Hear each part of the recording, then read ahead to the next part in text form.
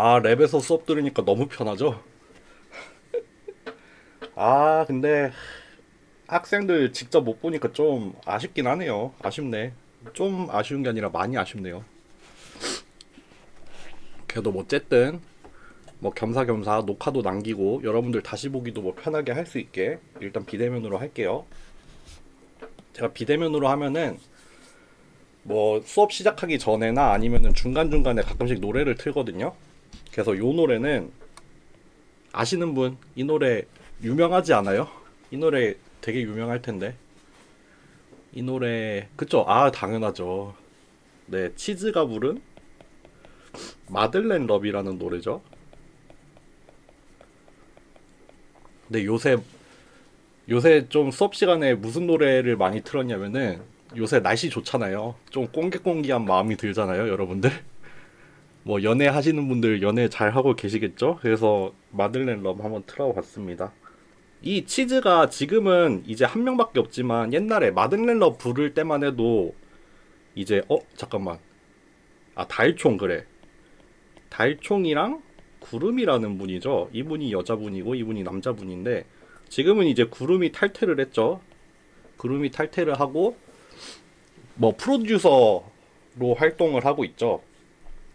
뭐 약간 비하인드 스토리라면은 달총이랑 구름이랑 예전에는 연인 사이였던 걸로 알고 있는데 이제 한창 치즈로 활동할 때, 근데 지금은 이제 뭐 그렇게 됐겠죠. 그래서 구름이 나가고 지금은 달총 혼자서만 치즈를 하고 있죠. 그래서 마들렌 럽 예전에 영상 같은 거 보면은 요렇게 두 명이 부르는 영상이 있는데 요즘에는 이제 구름이 없으니까 뭐 다른 사람들하고도 많이 불렀어요. 예를 들면은 김정열, 10cm의 김정열이랑 부른 버전도 있고 또 뭐 하상욱 시인이랑 부른 것도 있고 뭐 되게 많아요, 찾아보면은. 그치만 저는 이 원조 버전을 제일 좋아하는 것 같아요. 그랬습니다. 노래 너무 좋죠. 시작할게요. 오늘은 뭐 간단하게 이론 수업 좀 하고 그거를 파이썬으로 구현해 보는 것까지 하려고 하거든요. 제가 좀 수업을 약간 쪼개가지고 이론 수업을 좀 하고 끝에 실습을 약간 하는 식으로 할 것 같아요. 이거를 수업을 두 개로 분리를 해서 이론 따로 실습 따로 하면은 이게 더 좋을라나? 근데 그렇게 하기에는 실습이 그렇게 시간을 많이 차지할 것 같진 않거든요. 그래서 웬만하면은 이렇게 섞어가지고 1시간 안에 그 하나의 수업 시간 안에 이론이랑 실습을 두 개 다 하려고 해요. 근데 실습 같은 경우에는 여러분들이 보고 그 수업을 보면서 바로바로 따라 할 정도로 그렇게 친절하게 가지는 않을 거예요. 그렇게 친절하게 가지는 않고 그것보다는 좀 제가 먼저 후루룩 설명을 하고 여러분들이 과제를 통해서 그거를 좀 따라해 볼 수 있게끔 하는 형태로 가게 될 것 같아요. 그러니까 이제 다시 보기도 하면은 그만큼 좋겠죠. 제가 좀 실습은 좀 빨리 지나갈 수도 있어요. 네. 그거를 좀 참고해 주세요. 오늘도 그래서 이론 수업 앞에 좀 하고 뒤에 실습을 하는 걸로 할게요. 이제 우리가 요런 흐름을 흘러갈 거예요. 주어진 입력이 있으면은 SEMG 입력이 있으면은 일단 피처를 추출을 할 거고 그 다음에 어떤 레코그니션 알고리즘을 쓸 거예요. 그런 다음에 이제 어떤 뭐 결과가 나오겠죠. 뭐 클래시피케이션이 됐든 리그레션이 됐든 뭔가 결과가 나올 거예요. 그래서 여기를 조금 먼저 살펴볼 거고 여기를 뭐 타임 도메인도 살펴보고 프리퀀시 도메인도 살펴보고 뭐 디멘셔널 리덕션 같은 거 아니면은 클러스터링 같은 거 요런 거를 좀 살펴본 다음에 그 다음에 이제 요거로 넘어가서 뭐 클래시피케이션 알고리즘 뭐 머신러닝 기반으로 하는 거나 뉴럴넷 기반으로 하는 거 이런 거 쭉쭉쭉쭉 가는 요런 흐름으로 갈 거거든요. 그래서 오늘은 첫 번째로 타임 도메인 피처를 먼저 볼 거예요. 타임 도메인 피처. 이번 주에 목요일이 어린이날이어서 그냥 우리 화끈하게 목요일에는 쉬고요. 목요일에 쉽시다. 타임 도메인 피처 그냥 오늘 다 해버리고 다음 주에는 프리퀀시 도메인으로 넘어갈 건데 아마 오늘은 좀 쉽지만 다음 시간이 좀 어려울 거예요. 제 생각에는. 요거 잠깐 볼까요? 제가 그 구글 시트 올려드렸잖아요. 거기 보면은 신호 처리와 머신러닝, 일단 이번 주차에는 타임 도메인 피처하고 다음 주차에 프리퀀시 도메인을 할 건데, 요게 조금 어려울 수 있어요. 여러분들한테 좀 생소한 개념일 수 있거든요. 그래서 요게 조금 어려울 수 있습니다. 여러분들 다음 주 화요일에, 참고로 화요일에는 수업을 하지만 목요일에는 휴강을 하고 제가 녹화 강의를 올려드릴 거예요. 제가 학회 출장을 가야 돼가지고 아마 수업을 못 할 것 같아요. 그러니까 목요일에는 휴강이고 녹화를 해서 올려드리는 걸 보면 됩니다. 네. 아, 오픈 카톡 좀 들어와 주세요. 그 E클래스 공지사항에 보면은 오픈 카톡방 있잖아요. 지금 몇 명 들어왔더라? 아까 한번 들어가 봤는데 지금 저 포함해서 10명 들어와 있거든요. 아직 조금 10 몇 명 되지 않나 우리가? 지금 11명 들어와 있는데, 하여튼 안 들어온 분들 있으면 오픈 카톡 좀 들어와 주세요. 해봅시다. 그러면은 일단 먼저 SEMG 신호가, 아, 네, 당연하죠. 들어오세요. 들어오세요. SEMG 신호가 먼저 어떻게 생겼냐면은, 결국에는 우리가 이렇게 전극을 붙여서 뭐 플러스극 마이너스극 하면은 여기에 볼티지를 측정을 해요. 여기서 그러면은 이렇게 시간에 따라서 전압이 이렇게 나옵니다. 전압이 이렇게 나와요. 전압이 막 이렇게 나오는 식인데,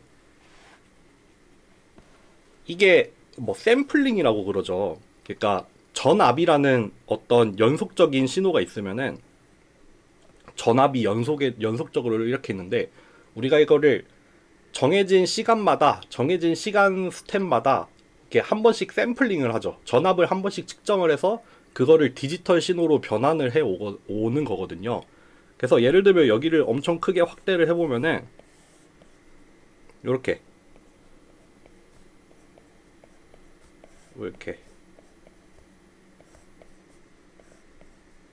요렇게 그때 샘플링이 된 시점마다 그때 전압 값들이 이렇게 하나씩 들어있는 거예요. 그래서 그거가 SEMG 신호가 되고 우리의 최초의 입력이 되는 값이거든요. 그래서 얘를 샘플링이라고 불러요. 어떤 연속적인 신호를 정해진 시간에서 일정하게 측정을 해와서 디지털 신호로 전환을 해서 우리가 컴퓨터로 받아들이는 거. 샘플링에는 그러면은 샘플링을 하는 주기가 있어요. 샘플링을 뭐 1초에 얼마나 많이 하느냐, 뭐 예를 들면은 여기 보여드린 이 SEMG 신호 같은 경우에는 시간을 보면 총 0초부터 25초 좀 넘어가게 수집을 했잖아요. 이거 같은 경우에는 샘플링 프리퀀시 1초에 샘플을 몇 개씩 수집을 했냐면요, 2000Hz예요. 그러니까 2000 샘플 per sec예요. 1초당 샘플을 2000개 수집을 한 거예요. 요 각각의 채널별로. 여기 지금 그럼 예를 들어서 0초부터 25초까지 수집을 했잖아요. 그러면 총 몇 개야? 5만 개. 여기 안에 5만 개의 값들이 들어있는 거예요. 5만 개의 값이 이제 1초에 2000개씩 짜자자자자 모여 있어서 그거를 쭉 플롯을 해놓으니까 이렇게 좀 약간 연속으로 보이는 것처럼, 연속인 것처럼 보이는 거예요.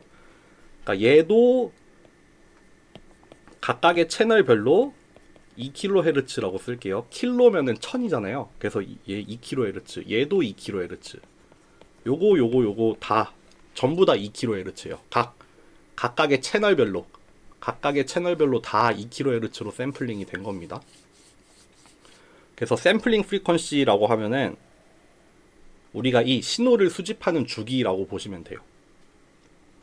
SEMG 신호 같은 경우에는 이거는 다음 시간에 좀 얘기를 할 건데, 다음 시간에 얘기를 좀 더 하겠지만, SEMG라는 신호는 주로 한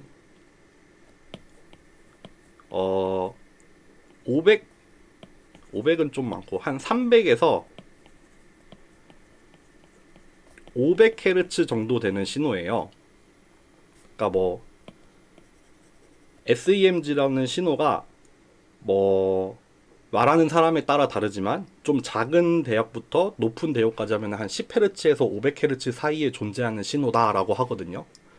그리고 이것도 다음 시간에 할 거예요. 만약에 500Hz의 신호를 우리가 500Hz의 신호가 이렇게 들어온다 쳐요. 얘를 적절한 타이밍에 이렇게 샘플링을 해야 되잖아요. 이게 샘플링, 실제 이 신호의 주기보다 샘플링을 하는 주기가 너무 늦어버리면은 그 원래 신호를 제대로 측정을 할 수 없잖아요. 그래서 보통 이 신호가 가지고 있는 이 대역 있잖아요. 주파수 대역. 요거의 최소 2배 이상으로 우리가 샘플링을 해야 돼요. 그러니까 우리가 SEMG 신호라는 게 500Hz로 들어오는 신호기 때문에 우리가 적어도 1kHz 이상으로 신호를 수집을 해야 제대로 된 SEMG 신호를 얻을 수 있거든요. 그래서 뭐 적어도 1kHz, 그러니까 여기서는 2kHz로 받은 거죠. 그렇습니다. 그러면은 우리가 뭐 인트로덕션에서 잠깐 얘기하긴 했는데 요 SEMG 신호를 봤을 때 이제 아무것도 안 하는 구간에서는 이렇게 진폭이 작죠. 그냥 노이즈만 있는 거예요. 여러분들 심지어 이게 노이즈예요. 기본적으로 노이즈가 이 정도예요. 여기는 그래도 다행이지, 요런 채널 보면은 이제 노이즈랑 노이즈 아닌 거랑 구분도 사실 잘 안 되죠. 뭐 좀 울렁울렁 하기는 하는데 잘 보이지도 않잖아요. 어쨌든 그러면은 진폭의 크기가 커지는 형태예요. 이렇게 자글자글 하다가 힘이 세지면은 이렇게 커지는 형태가 되거든요. 그럼 우리는 여기서 이렇게 앰플리튜드를 이렇게 따고 싶은 거죠. 이렇게 자글자글 하는 거에 뭐 앰플리튜드 내지는 뭐 엔벨롭, 그 테두리를 이렇게 추정을 하고 싶은 거예요. 그런 게 보통 기본적인 타임 도메인 피처라고 보시면 돼요. 그래서 오늘은 그거를 측정을 하는 방법을 좀 배울 거예요. 그러면은 뭐 여기에서는 뭐 요렇게 색깔이 잘 안 보이네. 빨간 걸로 할게요. 요렇게 엔벨롭을 따겠죠. 요런 식으로 여기서도 요런 거를 추정을 하는 방법. 요런 피처들은 그 원래 신호도 타임 도메인에 있잖아요. 지금 시간에 따라서 얘가 쭉 측정이 돼 있잖아요. 그것처럼 이 앰플리튜드를 따는 이런 피처들도 시간에 대한 신호로 나오기 때문에 얘네들은 타임 도메인 피처가 됩니다. 넘어갈까요? 넘어가도 되겠죠?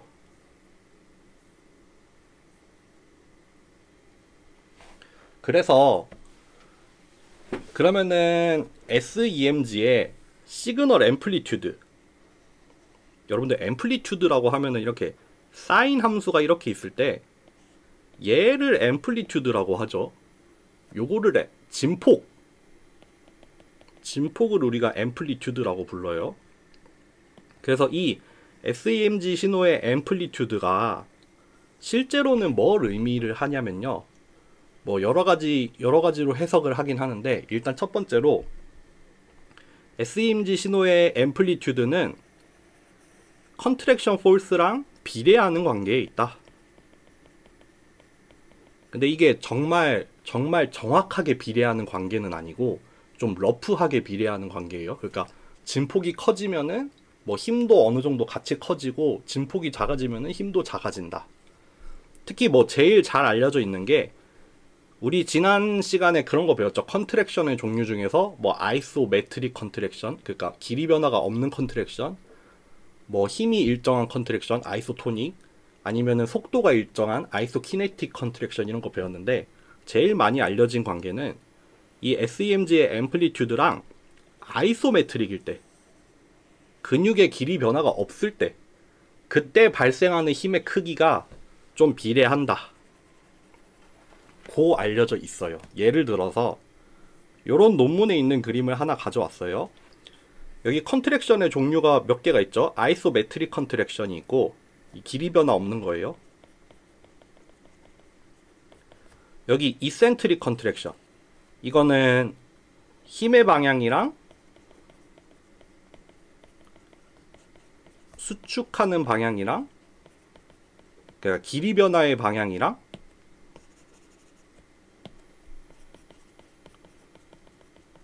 반대일 때, 그러니까 늘어나면서 힘을 내지만 늘어나고 있을 때, 이거 신장성 수축이라고 하죠. 영어로는 이센트릭. 그 요거는 컨센트릭. 요거는 힘의 방향이랑 이제 길이 변화랑 방향이 같을 때, 그러니까 줄어들면서 수축을 할 때, 뭐 단축성 수축이라고 하나? 어쨌든 영어로는 컨센트릭 컨트랙션. 요럴 때 여기 위에 있는 거는 그 SEMG는 아니고, 이거는 뭐 이제 메카노마이오그램인가? 뭐 그런 거예요. 요거는 그 근육이 수축을 하면은 부피 변화가 생기잖아요. 뭐 이렇게 막 두꺼워졌다가 얇아졌다 한단 말이에요. 그런 두께, 부피 변화를 측정을 하는 생체 신호라고 보시면 돼요. 그러니까 요거는 일단 넘깁시다. 여기 밑에가 EMG거든요. 밑에가 EMG고, EMG 신호 중에서도 우리가 배우게 될 루트민 스퀘어 값을 측정을 한 거예요. 그래서 여기 가로축이 뭐냐면은 힘이라고 보시면 돼요. 가로축이 힘이고, 여기 세로축이 뭐냐면은 SEMG의 앰플리튜드라고 보시면 돼요. 그러면은 가장 이상적으로, 만약에 선형으로 비례를 한다면은 요렇게 일자로 쭉 가면은 이게 진짜 이상적인 센서겠죠. 힘을 측정하기 위한 이상적인 센서라면은 요런 식의 관계가 나와야 되는데, 예를 들어서 아이소메트릭 컨트랙션에 한해서 힘이 증가하면 증가할수록 일단 여기 최초 구간에서는 좀 어느 정도 같이 비례를 해요.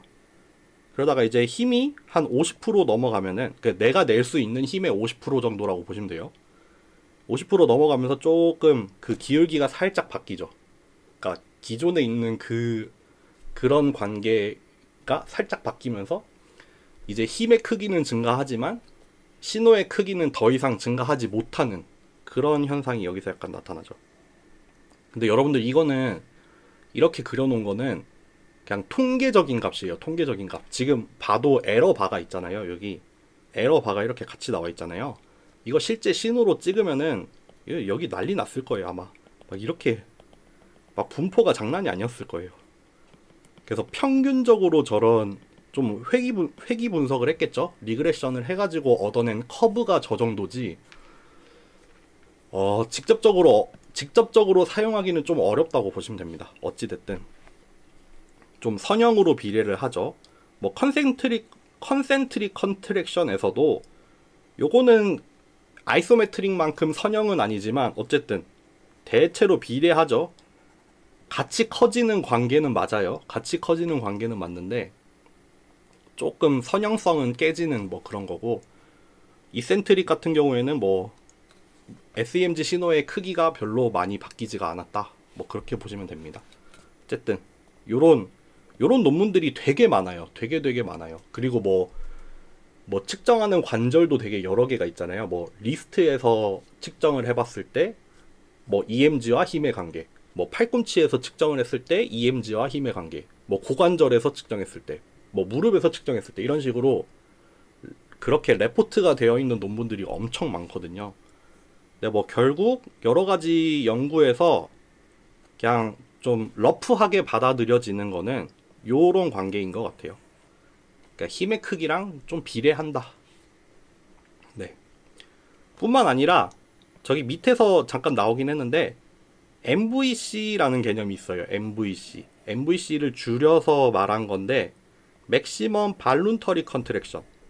내가 자발적으로 낼 수 있는 최대의 수축을 우리가 MVC라고 해서 이걸 일종의 단위를 삼는 거예요. 예를 들어서 내가 이두박근에서 자발적으로 낼 수 있는 가장 큰 힘을 100% MVC로 잡아놓고, 그러니까 지금 뭐 이두박근에서 내고 있는 힘이 100%에 비해서 뭐 20%다, 30%다, 40%다 이렇게 나타내는 척도라고 보시면 돼요. 그러니까 일종의 노멀라이즈를 하는 거죠. 내가 낼 수 있는 최고의 힘으로 노멀라이즈를 해서 그거를 100%로 삼겠다 하는 거니까. 그래서 SEMG 신호를 가지고 앰플리튜드를 이렇게 따게 되면은 앰플리튜드를 딴 다음에 우리가 별도로 MVC도 한번 측정을 하는 거예요. 그러니까 이렇게 뭐 예를 들자면은 100% MVC를 한번 측정을 해요.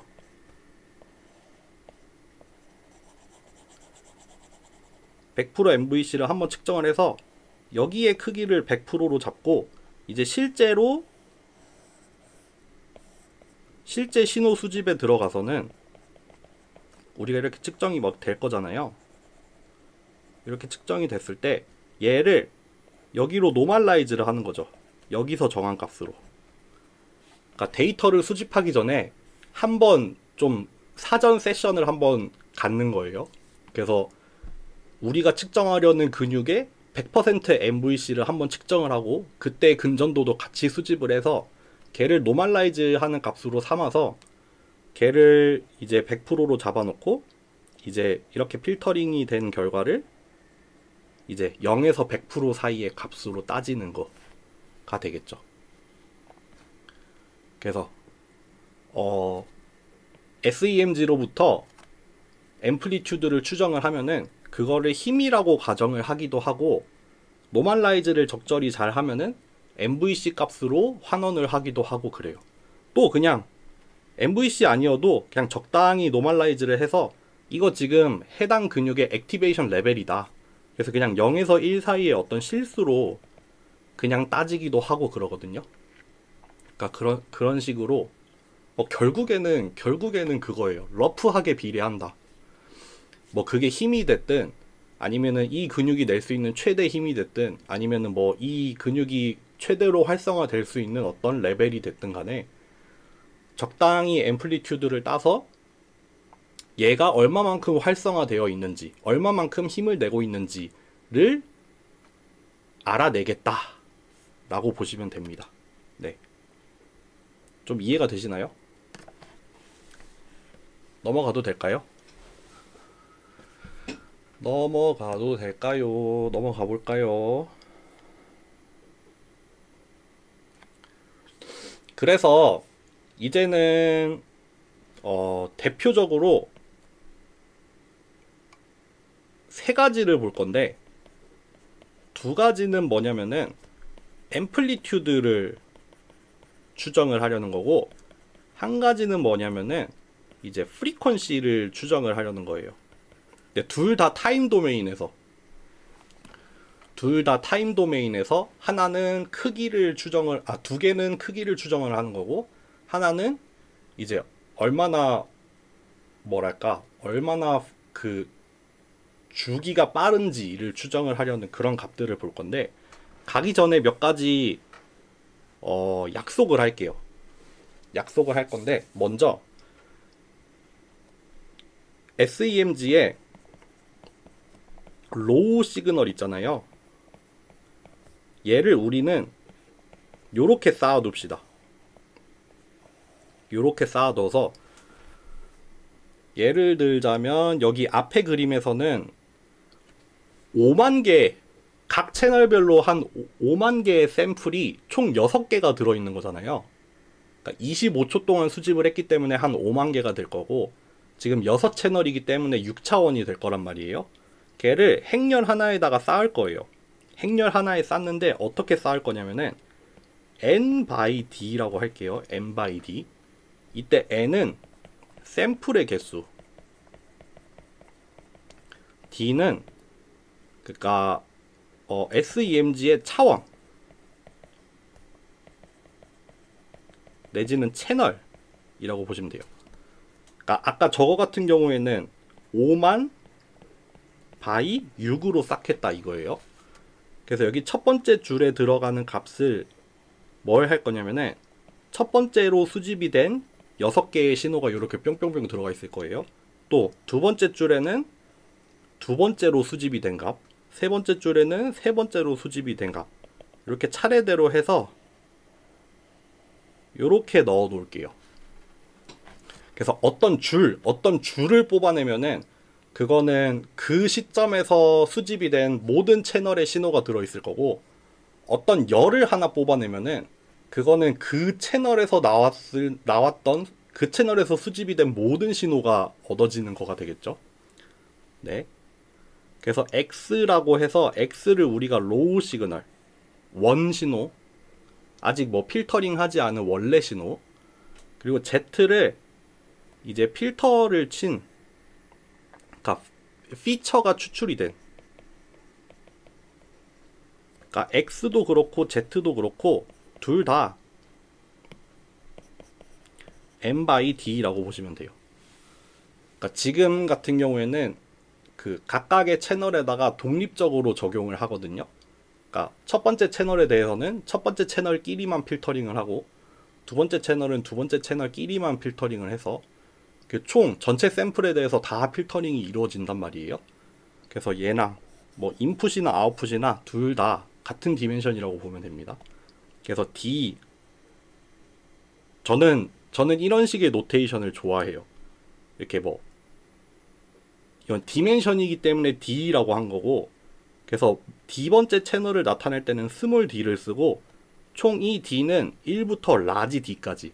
그럼 이게 좀 이해하기가 직관적이잖아요. 마찬가지로 우리가 채널의 개수, 아니 샘플의 개수를 라지 n개로 가져갔단 말이에요.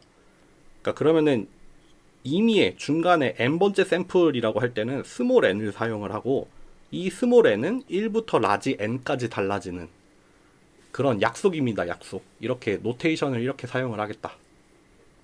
그리고 윈도우 사이즈라는 개념이 나오는데 요거는 뒤에 가서 설명을 드릴게요. 먼저 딱 두 개예요, 여러분들. 대표적으로 딱 두 개만 들고 왔어요. 첫 번째는 뭐 무빙 에버리지. 여러분들 이거 배웠죠? 그 전반부에서 배운 걸로 알고 있는데, 무빙 에버리지 또는 mean absolute value라고 해요. 제 생각에 무빙 에버리지를 줄여도 MAV고 mean absolute value를 줄여도 MAV거든요. 그래서 보통 MAV라고 줄여서 말을 해요. 여기 식을 써놨어요. 뭐 좀 어렵게 써놨지만 별게 아니라, 이게 뭐냐면요, 아까 X라는 행렬로 이렇게 신호가 들어와 있잖아요. 그러면은 우리가 무빙 에버리지를 취한다고 합시다. 이때 윈도우 사이즈가 3개라고 합시다. 아, 여기 말고 뒷장에다 그릴게요.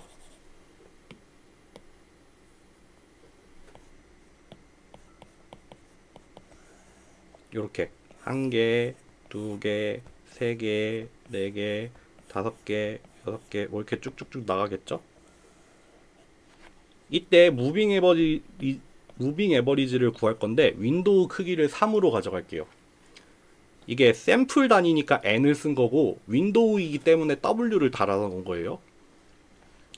뭐냐면 윈도우 사이즈 3이다 라고 하면은 뭐냐면 얘네 3개의 평균을 내는 거예요. 얘네 3개의 평균을 내서, 뭐 약속하기 나름인데 Z가 나올 거잖아요. Z에 여기 세 번째 자리에다 넣읍시다. 여기 얘네 3개의 평균을 내요. 얘네 3개의 평균을 내서 여기다가 넣는 거예요. 근데 평균을 내는데 어떻게 내냐면은 절대값을 취해서 평균을 내요. 그러니까 왜냐하면은 SEMG 신호가 부호가 플러스 마이너스가 막 왔다 갔다 하는 신호잖아요. 그러니까 일단 한번 앱솔루트를 취해서 다 양수로 만들어 놓고, 그 다음에 예를 들어서 여기 들어가는 값, 뭐 여기 첫 번째 자리에 들어가는 값은 뭐 1, 마이너스 1, 3 나왔다고 합시다. 3 하면 어렵다. 4 나왔다고 합시다. 아니지, 3이 낫네. 그럼 여기에 들어가는 값 얼마다? 여기 얼마 들어가야 될까요? 아니지, 4가 낫네.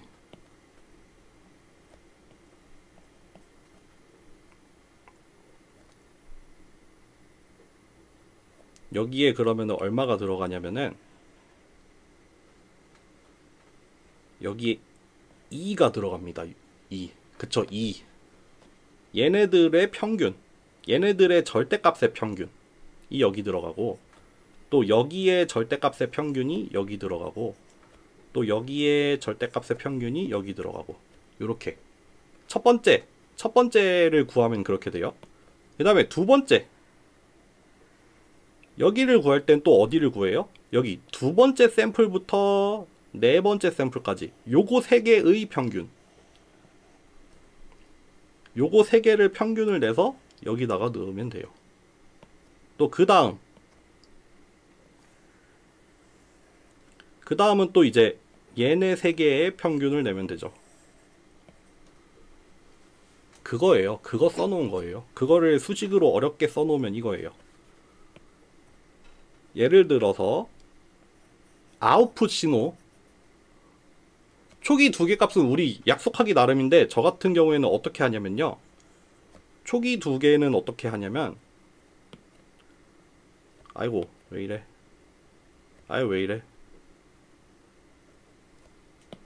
여기 첫 번째 값에는 저는 그냥 얘를 바로 넣어요.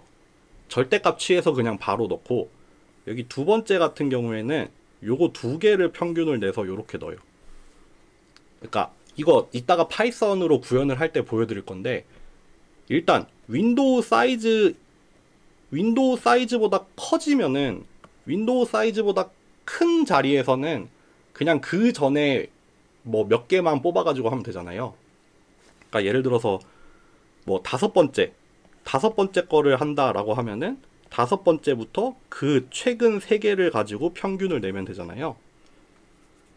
그러니까 다섯 번째, 여섯 번째, 일곱 번째, 여덟 번째 이런 건 문제가 없어요. 근데 이제 얘보다 작을 때가 문제잖아요. 걔보다 작을 때는 저는 그냥 맨 처음부터 그때까지의 평균을 그냥 냅니다. 그러니까 제일 첫 번째는 한 개의 평균, 두 번째는 두 개의 평균, 세 번째는 세 개 평균, 이런 식으로 저는. 근데 그게 진짜 미미한 시간이에요, 사실. 이 SEMG 같은 경우에는 아까도 말씀드렸지만 거의 샘플링 주기가 킬로헤르츠 단위예요. 요거 신호가 하나하나 수집이 되는데 밀리세컨드도 안 걸려요. 1밀리세컨드 정도 걸려요. 그러니까 맨 처음에 3개 정도면은 3밀리세컨드예요. 그러니까 아주 순식간에 휘리릭 지나가거든요. 근데 물론 그런 거를 조금 피하기 위해서 어떤 사람들은 이렇게 필터링을 한 다음에 맨 앞에 몇 개를 그냥 빼버려요. 그러니까 왜냐하면은 이렇게 피처를 구하거나 필터를 취할 때 제일 초반에 몇 개는 좀 제대로 안 나올 수가 있거든요. 그래서 걔네들을 그냥 날려버리고 쓰기도 하고 그래요. 네. 어쨌든 요 식을 보면은, 그러면은 아웃풋 신호의 n번째, 그리고 d 차원에서 n번째 샘플의 d 차원의 값은 뭐냐면은, 일단 같은 디멘션에서 구하죠. 같은 디멘션에서 구하는데, 여기 평균을 내는 요 샘플의 인덱스가, 그러니까 가장 최근 샘플로부터 n 요거 개를 선택을 하는 거죠. 그러니까 예를 들어서 n번째를 구하고 싶다라고 하면은, 얘가 3이라고 합시다. 그럼 3분의 1 한 다음에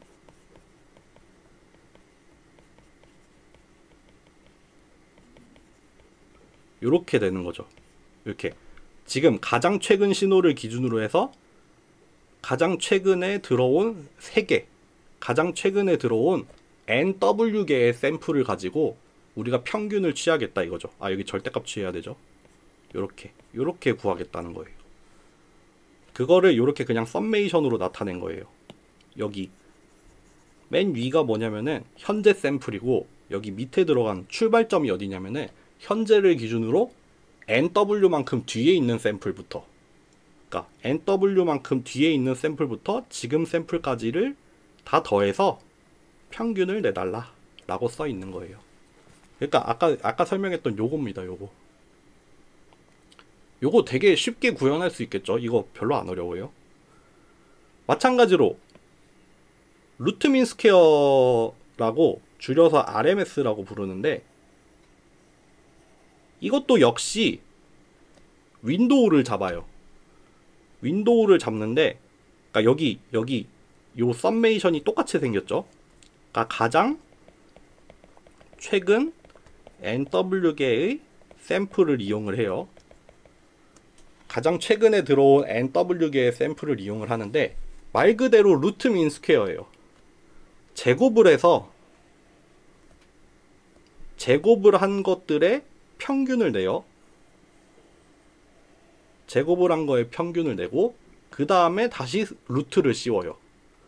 그러니까 순서대로 가면은 루트 민 스퀘어잖아요. 그래서 루트 민 스퀘어입니다. 요 순서로 가잖아요. 그러니까 스퀘어 한 거에 평균을 내서 다시 루트를 씌워서 그 스케일을 맞춰주는 거죠. 그러니까 요거 같은 경우에는 어떻게 구해지겠어요? 뭐 예를 들자면 여기 다시 그려볼게요. 어떤 n번째 뭐 n번째를 구한다고 합시다. 이렇게 구한다고 합시다. 그러면은 여기 n개를 기준으로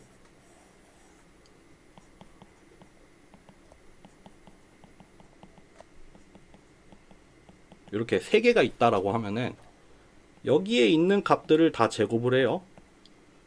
그 다음에 요거 제곱끼리 더해서 3분의 1을 한 다음에 루트를 취해요. 그 값을 여기다가 넣으면 돼요. 또 여기에 제곱, 여기 제곱, 여기 제곱 한 다음에 평균 내서 루트 취해서 여기다가 넣으면 되고, 여기 제곱, 여기 제곱, 여기 제곱 평균 내서 루트 취한 다음에 여기다가 넣으면 되고. 그러니까 위에서 했던 무빙 에버리지는 절대값을 씌워서 평균을 내면 되고, 루트 민 스퀘어는 제곱을 해서 평균을 낸 다음에 루트를 다시 한번 씌워주는 거예요. 그렇게 계산을 하면은 이렇게 나옵니다. 여기 로우 신호가 이렇게 생겼어요. 저는 아직 노멀라이즈를 하지 않았습니다, 여러분들. 노멀라이즈 안 했고, 여기 무빙 에버리지를 구하면 이렇게 나와요. 무빙 에버리지를 구하면 이렇게 나오고, 루트 민 스퀘어를 하면 이렇게 나와요. 비슷하게 생겼죠? 어쨌든 둘 다 뭔가 앰플리튜드를 추정을 하고자 하는 그런 값들이에요. 그리고 윈도우 사이즈에 영향을 받아요. 윈도우 사이즈에 영향을 받습니다. 여기 회색으로 표시한 거, 얘가 로우 시그널이에요. 얘가 로우 시그널이고, 요 순서로 우리가 윈도우의 크기를 늘려갔어요. 윈도우의 크기를 늘려갔어요. 제일 먼저 파란색 한번 볼까요? 여기 파란색 필터링 된 시그널 보여요?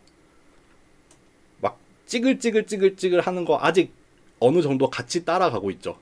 근데 반대로 여기 보라색 한번 볼까요? 제일 마지막으로 구한 이 보라색, 얘죠. 얘 지글지글 하면서 따라가지 않아요. 되게 스무스하게 따라가요. 왜냐면은 그 평균을 취하는 범위가 훨씬 넓어졌잖아요. 지금을 기준으로 256개, 지금을 기준으로 가장 최근에 들어왔던 256개의 샘플을 가지고 평균을 내다 보니까 훨씬 스무스하게 나와요. 대신에 딜레이가 엄청 커져요. 그래서 보통 어떻게 되냐면, 여러분들 이걸 생각해 보세요. 로우 신호가 이렇게 스텝으로 뛴다고 합시다. 로우 시그널이 이렇게 띄어요. 이때 우리가 윈도우를 뭐 요만큼을 윈도우를 잡았다고 합시다. 윈도우가 이만해요. 그러면은 그때 신호는 어떻게 되냐면은 요렇게 나오겠죠. 여기 딱 윈도우만큼 이렇게 떨어져요. 내가 삼은 윈도우 크기만큼 뭐 무빙 에버리지를 예로 들자면은 요렇게 나올 거예요.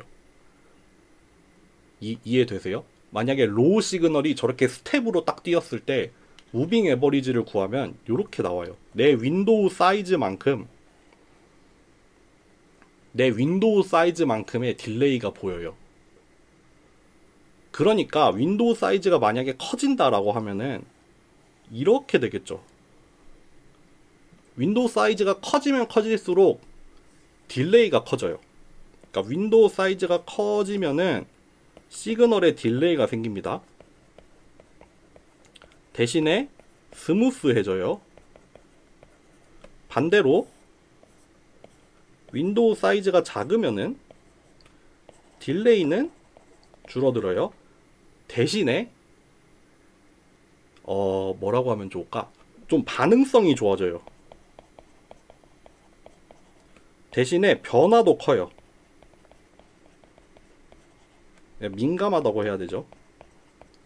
그러니까 윈도우를 작게 잡으면 작게 잡을수록 금방금방 반응을 하지만 되게 막 격변하는 신호가 나오고, 윈도우가 크면 클수록 좀 스무스하게 나오지만 딜레이가 점점 커져요. 여기 한번 보세요. 지금 회색 신호를 보면은 한 여기서부터 여기까지 활성화가 됐던 것처럼 보이잖아요. 근데 보라색은 지금 보이세요? 이렇게 천천히 올라왔다가 이렇게 내려가요. 올라오는 것도 느리죠. 올라오는 것도 느렸어요. 내려가는 것도 느려요. 그러니까 이거는 제 생각에는 요거는 윈도우 사이즈가 너무 과하게 컸던 것 같고, 뭐 한 초록색이나 빨간색 정도가 그나마 쓸만하게 보이죠. 근데 뭐 항상 절대적인 건 아니에요. 여러분들이 뭐 하고 싶은 게 뭔지에 따라서 적절히 선택을 하면 돼요. 예를 들어서 내가 SEMG 신호 가지고 리그레션 같은 거 하고 싶어요. 그러면은 저는 윈도우를 엄청 크게 잡을 거예요. 왜냐면 리그레션 결과가 인풋이 막 엄청 짜글짜글짜글하게 변하면은 리그레션 결과도 많이 흔들릴 거란 말이에요. 그러니까 조금 느릴지언정 스무스한 신호를 넣고 싶다라고 하면은 윈도우를 크게 잡겠죠. 그게 아니라 반응하는 시간이 진짜 중요한 어플리케이션이에요.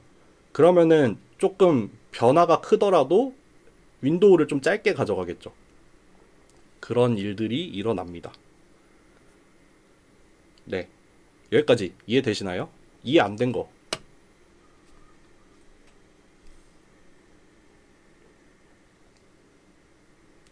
괜찮아요? 넘어가도 돼요?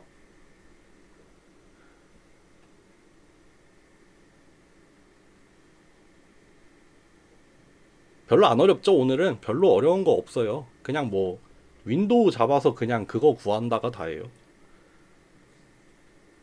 그러면 또 넘어가 볼게요. 이제 오늘의 마지막,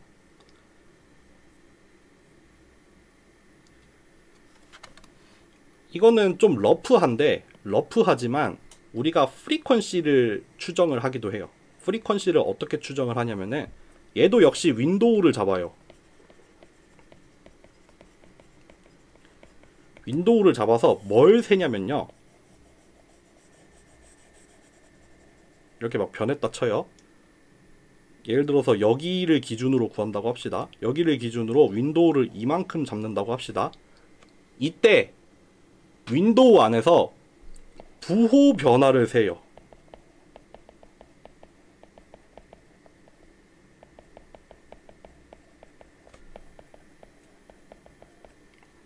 그래서 이름이 제로 크로싱입니다. 그러니까 얘가 막 엄청 급격하게 자글자글 하고 있으면은 부호가 바뀌는 일이 자주 일어날 거 아니에요. 이게 너무 그러니까 자글자글함이 크면 클수록 그 제로를 크로스를 해서 부호가 변하는 일이 많을 거고, 자글자글함이 줄어들면은 그 0을 가로지르는 일이 좀 적을 거다. 그래서 윈도우를 잡은 다음에 똑같아요. 아까 무빙 에버리지랑 루트민 스퀘어처럼 똑같은데, 윈도우를 잡아놓고 부호가 바뀐 횟수를 세는 거예요. 부호가 바뀐 횟수를 셉니다. 그거를 그냥 여기 수식으로는 인디케이터 펑션이라고 하거든요. 인디케이터 펑션이라고 해서 이게 뭐냐면은 여기 A라는 집합을 넣고 여기 인풋으로 X를 받아요. 이때 이 결과는 언제 1이냐면은 이 주어진 인풋이 내가 명시해 놓은 이 집합 안에 들어올 때 1이고, 그렇지 않으면 0이에요. 예를 들어서 뭐 이렇게 1이라는 함수를 쓰고서 이렇게 써볼게요. 0보다 작은 집합을 명시를 해놔요. 얘는 0이 나오겠죠. 왜냐면 얘가 요 집합 안에 안 들어가잖아요. 그럼 0이에요. 얘가 만약에 마이너스 1이에요. 그러면은 1이에요. 그러니까 여기에는 어떤 음수가 오면은 여기가 1이 될 거고, 음수가 아니면은 0이 되는 그런 함수겠죠. 그래서 인디케이터예요. 요 값이 여기 안에 들어있느냐 안 들어있느냐를 판단해주는 펑션이어서 인디케이터 펑션이라고 하거든요. 그런 걸 썼어요. 근데 별거 아닙니다. 결국 이게 뭐냐면은, 여기 안에 들어있는 게 뭐냐면, 윈도우를 취해놓고 그러면 이번 신호부터 뭐 가장 최근에 뭐 10개를 본다라고 하면은 뭐 n번째 신호랑 그 바로 앞에 신호를 두 개를 곱해요. 그래서 그 두 개의 곱이 음수면은 걔를 세고, 음수가 아니면 안 세는 거예요. 그러니까 뭐 지금 시점에서 윈도우를 뭐 5개를 잡았다고 합시다. 얘가 뭐 플러스 1, 플러스 3, 마이너스 1, 플러스 2, 마이너스 3 이렇게 나왔다 쳐요. 그러면 이건 요렇게 되겠죠. 5분의 1 한 다음에 맨 처음에 인디케이터 펑션에 뭘 넣어요? 플러스 2 곱하기 마이너스 3, 얘네 두 개 곱한 거. 또 인디케이터 펑션에 뭘 넣어요? 마이너스 1 곱하기 플러스 2, 또 플러스 3 곱하기 마이너스 1, 또 플러스 1 곱하기 플러스 3. 요거를 다 세보는 거예요. 그러니까 얘네 둘이 곱한 거, 얘네 둘이 곱한 거, 얘네 둘이 곱한 거, 얘네 둘이 곱한 거. 그 중에서 음수가 몇 개가 되냐? 음수가 될 때 1이 나오니까 이거는 3이 나오겠죠. 3. 그래서 5분의 3으로 나올 겁니다.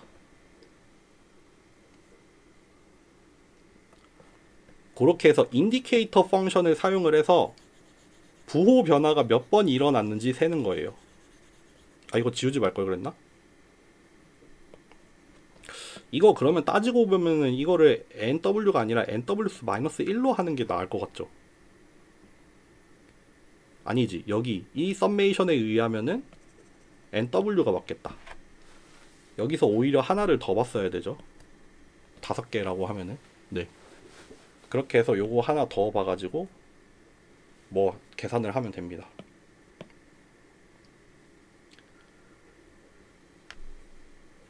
얘도 실제로 구해보면은 요렇게 나와요.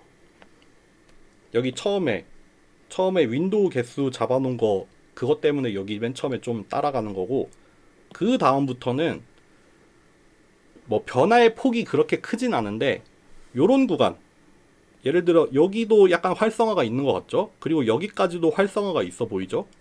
요런 구간에서 어떻게 돼요? 제로 크로싱을 많이 해요. 제로 크로싱을 좀 더 많이 해요. 반대로 요런 구간, 아마도 요 구간이 되는 것 같죠? 여기서는 제로 크로싱이 낮아지죠. 그러니까 이것도 앰플리튜드가 커지면은 제로 크로싱도 좀 많이 일어나는 편이 되고, 뭐 앰플리튜드가 작아지면, 활성화가 덜 되면은 제로 크로싱도 좀 낮아지는데, 진폭의 크기에 막 엄청 비례하기보다는 좀 약간 뭐 스레시홀드처럼 해서, 그러니까 예를 들면은 여기랑 여기의 진폭의 크기는 되게 달라지지만 제로 크로싱은 그렇게 많이 안 달라지잖아요. 그러니까 좀 뭐 그런 효과가 있긴 합니다. 근데 여기에 대해서, 제로 크로싱에 대해서 뭔가 물리적으로 뭔가 설명을 하고 그러지는 않아요. 뭐 그렇게 뭔가 배경을 가지고, 아까 보여드린 것처럼 뭐 무빙 에버리지나 루트민 스퀘어 같은 경우에는 아이소메트릭 컨트랙션 폴스랑 뭐 비슷하다라고 말을 하지만, 제로 크로싱 같은 거는 뭐 그런 관계에 대해서 얘기를 하진 않습니다. 네. 됐나요? 넘어가도 될까요? 마지막 딱 한 페이지 남았어요. 마지막 페이지는 뭐냐면요, 우리가 이렇게 윈도우를 잡아서 어떤 값들을, 그러니까 예를 들자면 입력으로 이렇게 시퀀스가 들어와요.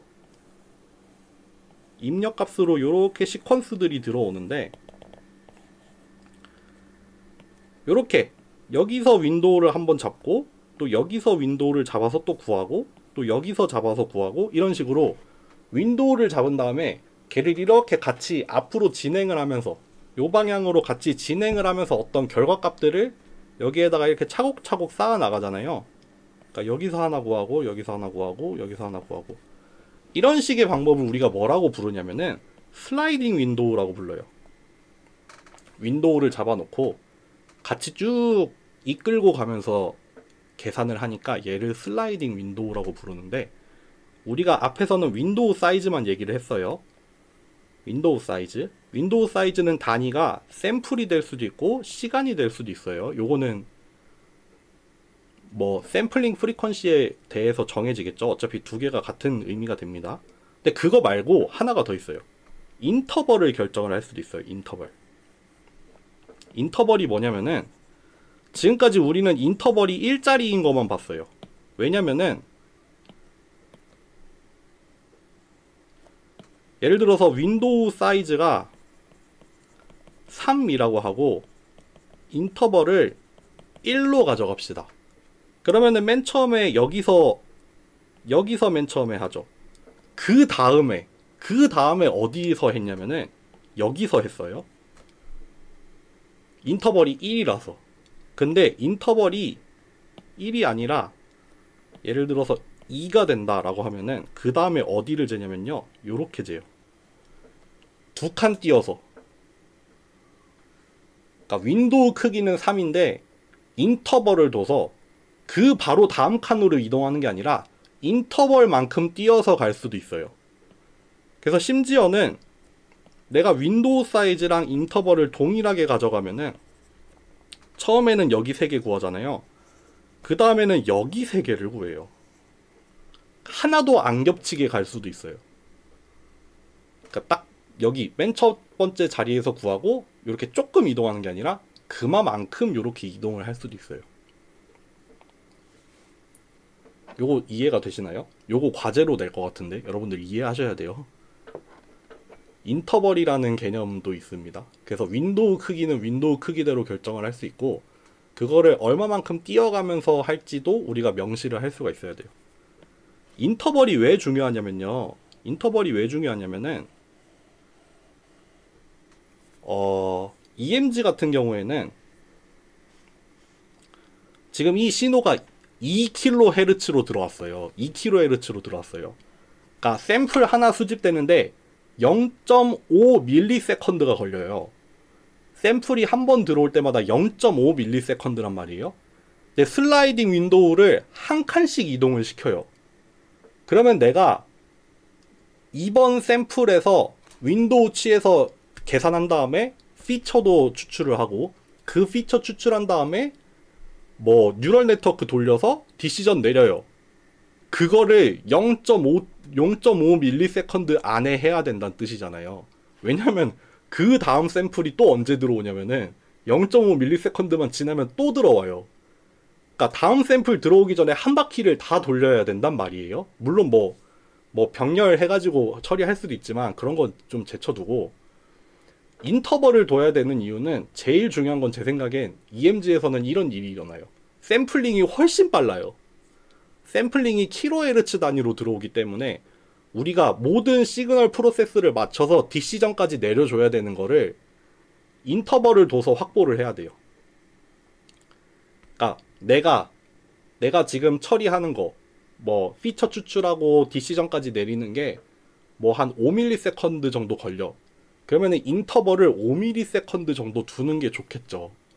지금 계산한 다음에 바로 옆 칸으로 이동하는 게 아니라 5ms 정도 띄어서 그 다음에 또 이제 윈도우를 취해서 구하면 되겠죠.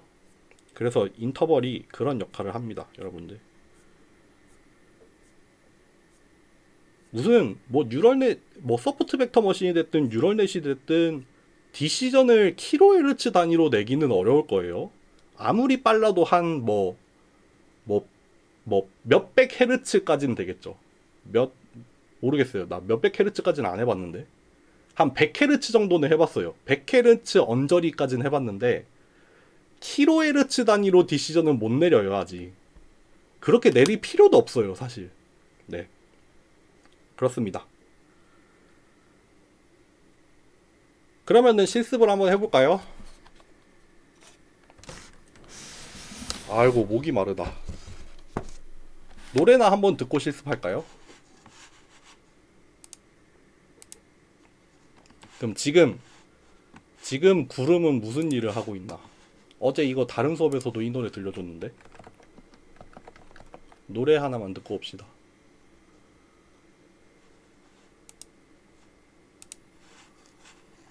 가봅시다. 어디 갔어? 제가 실습용 데이터라고 올려드렸는데 거기 보면은 잠시만요.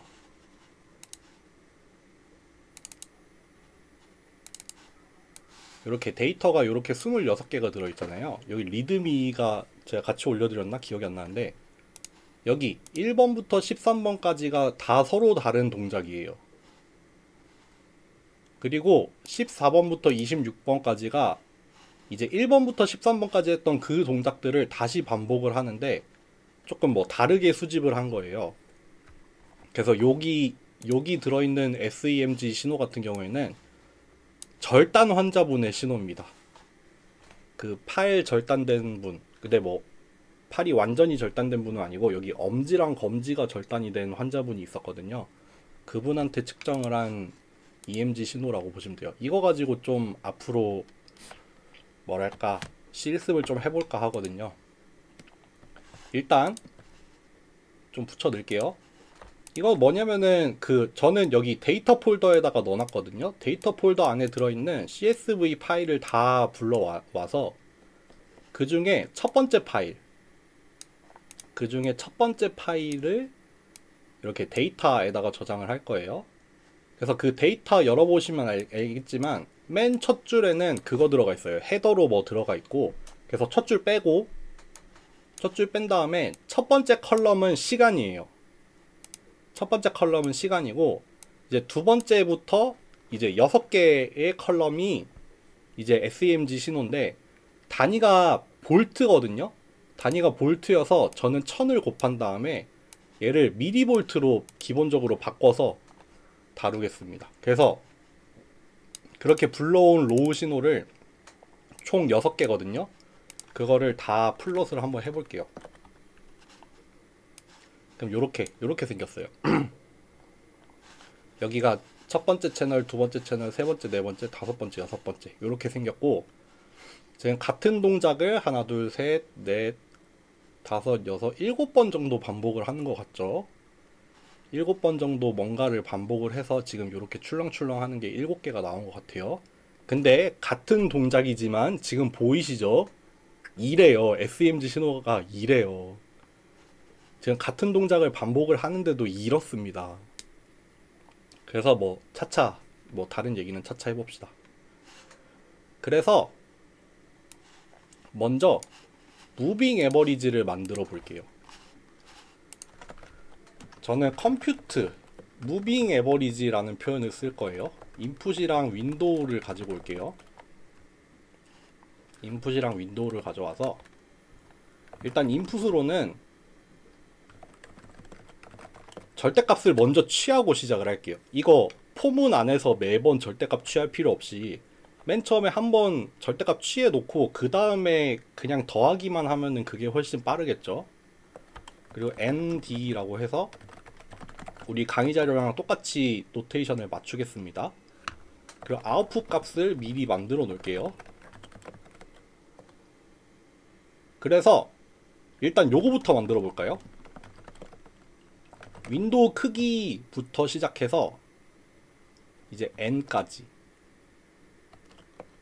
그러니까 아까 맨 처음에 그 윈도우 크기만큼 모이기 전에 그때는 일단 잠깐 잊어놓고 이제 윈도우 크기보다 더 커졌을 때, 그러니까 요거를 짜겠다는 말이에요. 요거를 계산을 하는 걸 짤게요. 그러니까 아웃풋에 n번째 그 값들을 한 번에 계산을 할 건데 요거는 쉽죠. 평균을 취하면 돼요. 인풋을 어디서부터 어디까지 갖고 갖고 오면 되냐면 잠깐만, 저거 나 왜 n으로 했지? n 플러스 1로 해야 되죠. 마지막 거 잘리니까. 마지막 거 잘리나? 아, 나 이거 맨날 그거 파이썬이랑 매트랩이랑 막 C 언어랑 헷갈리는데? 이거 n으로 끝나면은 n이 포함이 되나요? 안 되나요? 이거 혹시 대답해 줄 사람? 잘리죠? n 플러스 1까지 해야 되죠. 여기 잘못했네. 그럼 시작은 뭐냐면은 여기서부터 시작을 해야 되죠. 그러니까 지금 n번째를 기준으로 해서 가장 최근에 들어온 윈도우계, 요렇게 가장 n번째를 기준으로 해서 가장 최근에 들어온 윈도우계 요거를 이렇게 뚝 떼와서 평균을 취할 건데, 요 방향으로 평균을 취하면 되겠죠. 요 행방향으로 평균을 취하면은 요게 딱 구해지겠죠. 요렇게 구하면 사실 끝이에요. 그래서 리턴만 해주면 끝이에요. 이러면은 디멘션도 필요 없이, 그러면은 한번 무빙 에버리지 구해볼까요? 여기 로우 신호를 뭐 128개로 이렇게 그려놓고, 한번 아까 그걸로 같이 그려볼까? 얘를 무빙 에버리지로 바꿔볼게요. 그럼 요렇게 무빙 에버리지 사실 다 구했어요. 근데 다만 여기 초기에서의 거동이 아직은 조금 불만족스럽다 이거죠. 그럼 여기만 조금 뭐 수정을 해주면은, 뭐 아웃풋 첫 번째 거는 그냥 똑같은 거 넣고 1부터 윈도우까지는 똑같이 아웃풋 n번째 걸 만들 건데, 그냥 맨 처음부터 지금까지의 평균을 이렇게 내도 되겠죠. 이렇게 구하면 되죠. 요거 실행 한번 해볼까요? 그러면 이렇게 됩니다. 요거 근데 여기가 아직도 0부터 시작하는 이유는 엑셀 열어보시면은 맨 처음에 신호 들어오기 전에 0이 쭈루루룩 들어가 있는 게 있어요. 그래서 그것 때문에 0이 맨 처음에 조금 나오는 거예요. 거기는 필요하면 조금 날려주세요. 이렇게 하면은 무빙 에버리지 끝났죠? 루트민 스퀘어도 비슷하게 구할 수 있어요.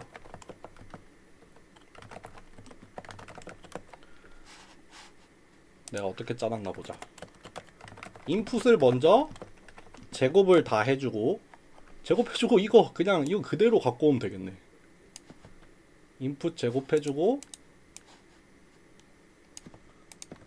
요거를 그대로 하는데, 맨 마지막에 뭐만 하면 돼요? 루트만 다시 취해주면 끝이겠네요. 그죠? 그럼 제곱들을 평균을 한 다음에 그 다음에 맨 마지막에 전체 값에다가 루트 씌워가지고 끝. 그럼 RMS도 한번 구해볼까요? RMS 한번 출력해볼까?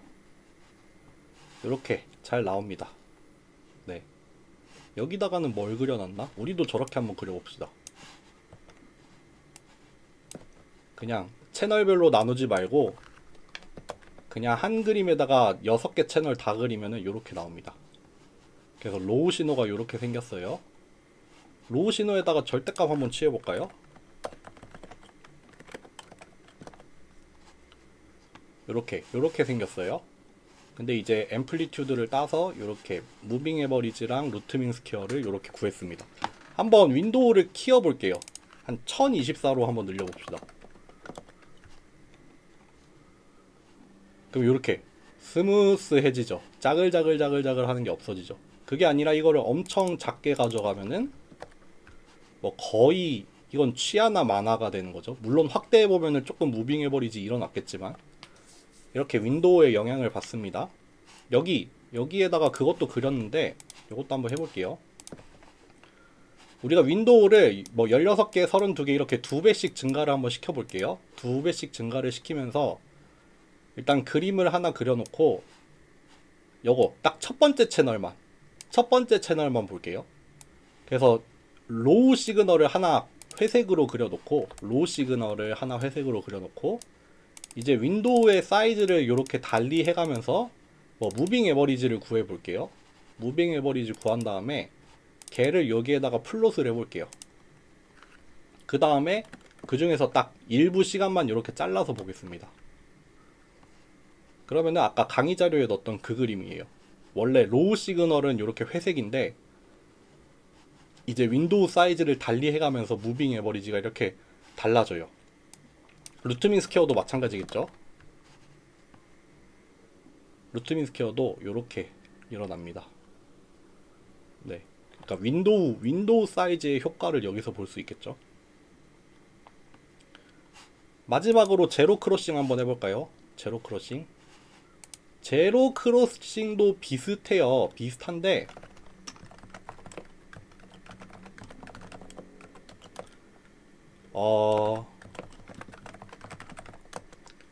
인풋을 이렇게 만들어 놓는 거죠. 요거는 뭐예요? 그러니까 한 샘플 뒤에 있는 거랑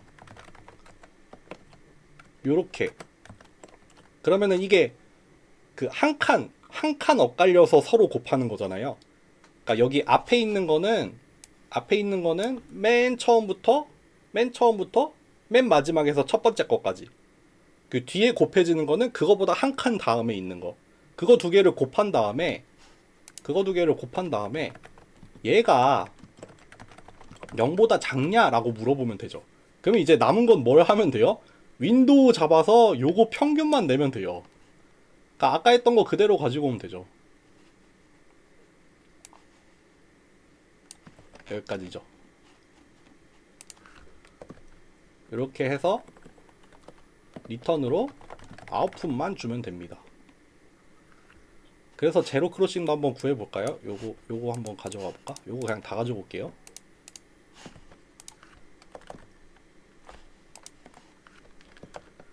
이렇게 하면은 여기가 로우 시그널이고 요게 아까 요것도 강의 자료에 넣었던 거예요. 제로 크로싱 계산을 한 거가 됩니다. 네, 아예 실습은 엄청 금방 끝나네. 여러분들 이렇게 하면은 지금 윈도우 사이즈는 우리가 정하되 인터벌은 1로 고정해놨잖아요. 바로 다음 칸에서 구한 거예요. 근데 만약에 인터벌을 늘리면은 인풋의 길이보다 아웃풋의 길이가 짧아지겠죠. 만약에 인터벌이 2가 되면은 절반으로 줄 거고, 뭐 3이 되면은 3분의 1로 줄 거고, 그런 현상이 일어날 거예요. 그거를 과제로 해보면 참 좋겠죠. 그러니까 기다리고 계시면 됩니다. 네. 오늘 수업 여기까지 하고요. 우리 이번 주 목요일에는 휴강할게요. 어린이날을 즐기고 오세요. 네, 여기까지 하겠습니다. 감사합니다.